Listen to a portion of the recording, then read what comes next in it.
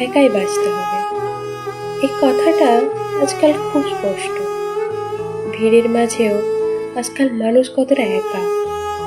যাদের হাত ধরেছিলাম পথ চলার আশায়, তারাই মাঝপথে ছেড়ে গেছে।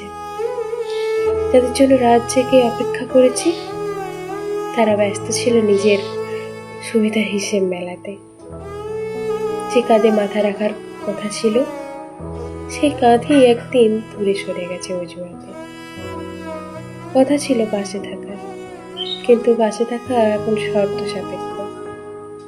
ভালোবাসাও আজকাল চুক্তির মতো, লাভ না হলে সম্পর্কে মেয়াদ শেষ। তাই আজকাল আর অভিযোগ নেই, প্রত্যাশাও নেই। শুধু জানি ভাঙলেও উঠতে হবে, কারণ জীবন কারোর জন্য থেমে থাকে না। আর বাঁচতে হলে একাই বাঁচতে হবে।